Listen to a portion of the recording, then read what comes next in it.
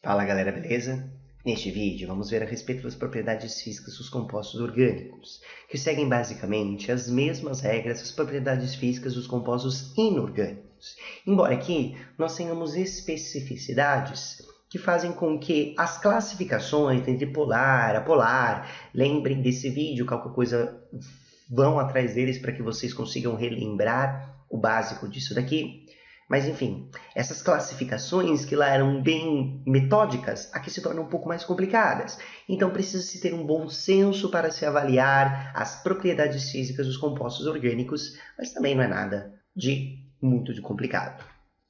Bem, assim como os compostos inorgânicos, as propriedades físicas como solubilidade e a temperatura de ebulição são fortemente afetadas por características das cadeias, o polar e o apolar, que aqui, gente, vai estar diretamente ligado ao tamanho da cadeia carbônica, pequenas, grandes, vai mudar bastante, e também a presença dos grupos hidrofílicos ou até mesmo hidrofóbicos, que tem a ver com as forças intermoleculares que regulam essas propriedades físicas. Trabalhando primeiramente com a temperatura de ebulição, ela vai ser afetada basicamente por dois fatorzinhos. O primeiro deles, conforme já dito anteriormente, é o tamanho da cadeia carbônica. A gente pode dizer, de forma bastante verdadeira, que quanto maior for a cadeia, maior sempre será a temperatura de ebulição. Isso pode ser facilmente explicado, porque as interações dependem muito da extensão. Portanto, quando nós temos cadeias menores, as interações vão acontecer entre essas cadeias. Já com cadeias maiores, acontecem interações muito mais intensas devido à grande extensão, que existe literalmente uma questão de espaço. Por exemplo, o propano, que tem apenas 3 carbonos, tem uma temperatura de ebulição de menos 42. Agora, se a gente vai já para o hexano, com 6 carbonos, como ele tem uma cadeia muito maior, veja que a temperatura de ebulição dele já vai para 68, um aumento aí bastante significativo.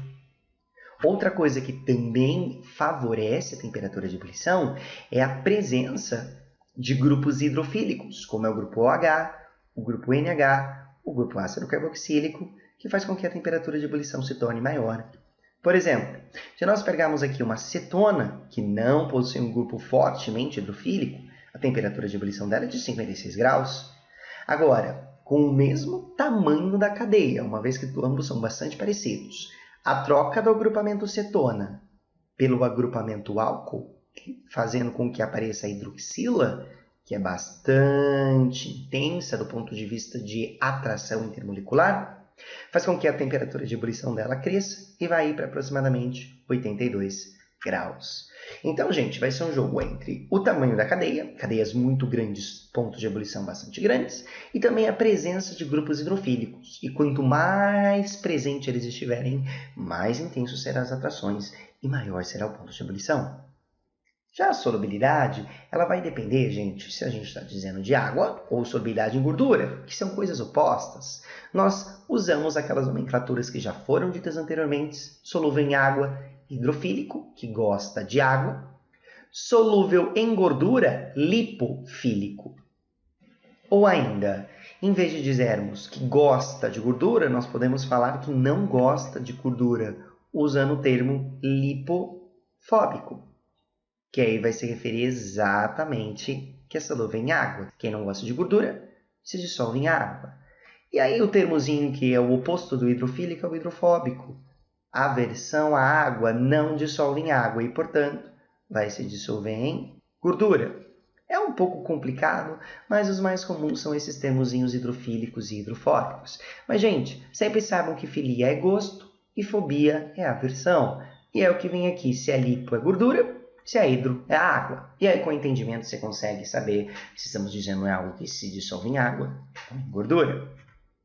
Compostos hidrofóbicos, que são aqueles que vão se dissolver em gordura, geralmente vão possuir grandes quantidades de carbono e hidrogênio, ou seja, hidrocarbonetos ou quaisquer outras funções que tenham grande presença de carbonos e hidrogênios, e as funções aldeído, a função cetona, a função aleto, a função éter, sempre quando elas estiverem presentes associadas a muito carbono. Então, por exemplo, o benzeno só tem carbono e hidrogênio, portanto não dissolve em água, é hidrofóbico. Agora, este composto aqui, que é um aldeído com 3 carbonos, Apesar de ter um agrupamento polar, os carbonos falam mais alto e esse composto se torna meio hidrofóbico. Até se dissolve um pouco em água, mas é muito pouco. Ou esse daqui, mesmo tendo um agrupamento OH, que é um agrupamento que gosta muito de água, o tamanho da cadeia aqui de carbonos é muito grande. Nós temos 1, 2, 3, 4, 5. E ele acaba falando mais alto e esse composto acaba sendo hidrofóbico. Essa classificação entre hidrofóbico e hidrofílico, no caso dos compostos orgânicos, é um pouco complicada. É por isso que eu disse para vocês que vai precisar de um certo bom senso, observar o que parece ser mais intenso. Esse exemplo aqui é um exemplo muito difícil de ser avaliado, porque o agrupamento OH e os 5 carbonos até podem indagar, fazer com que você se indague o que fala mais alto, é o OH ou são os carbonos.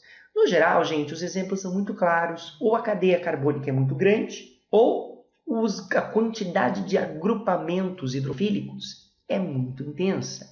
E aí, para compostos que são solúveis em água, que são hidrofílicos, vai ter uma grande quantidade de agrupamentos, álcool, ácido carboxílico e amina, que são agrupamentos fortemente hidrofílicos, em relação à quantidade de carbonos. Então, por exemplo, nós temos aqui um agrupamento muito hidrofílico e apenas 2 carbonos. Então, esse daqui acaba falando alto.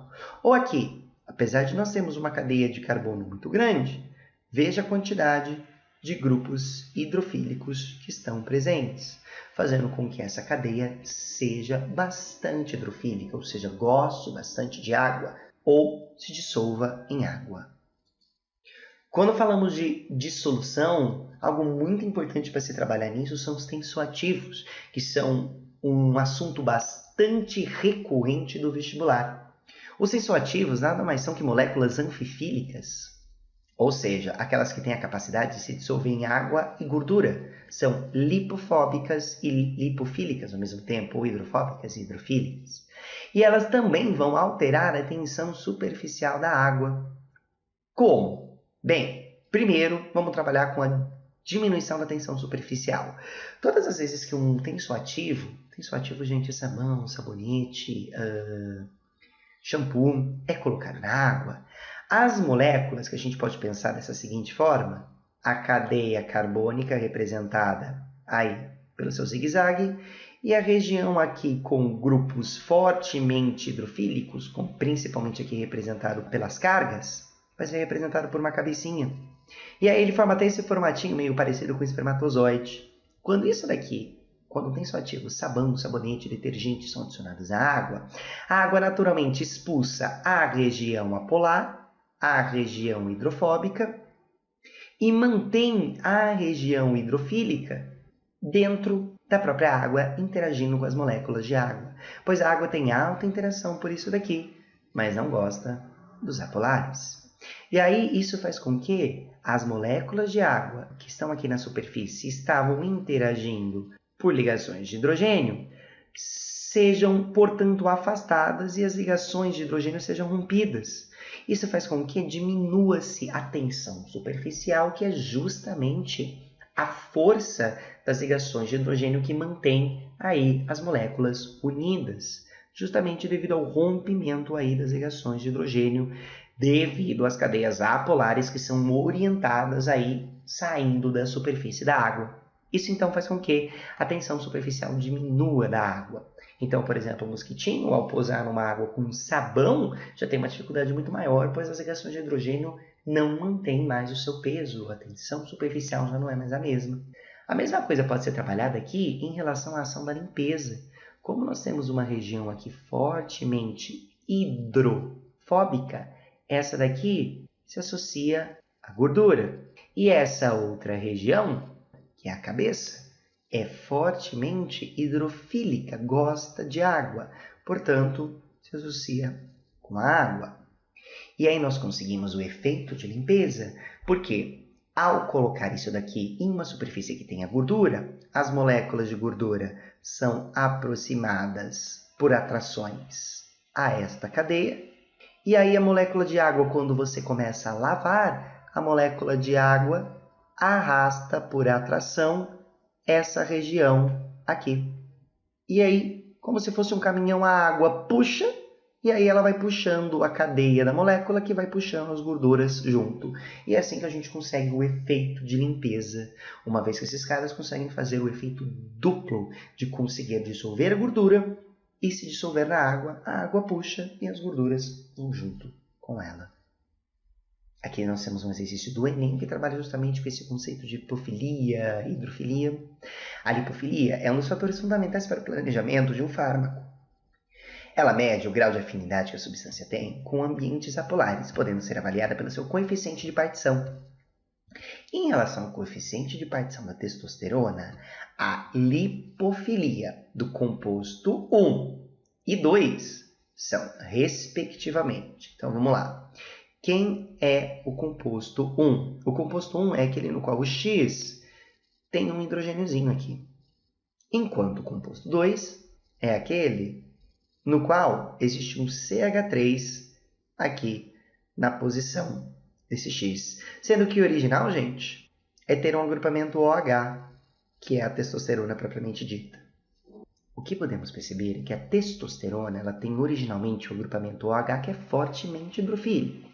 Quando nós substituímos isso aqui por dois agrupamentos que têm pouca interação com água, que é o hidrogênio e o carbono com hidrogênio, nós então percebemos que esse composto vai se tornar menos solúvel em água. Ou seja, como trabalhamos com o conceito de lipofilia, que é a capacidade de se misturar em gordura, nós percebemos que tanto o composto 1 quanto o composto 2 começam a se dissolver melhor em gordura do que a testosterona, que tinha uma preferenciazinha aí por água devido a esse agrupamento OH.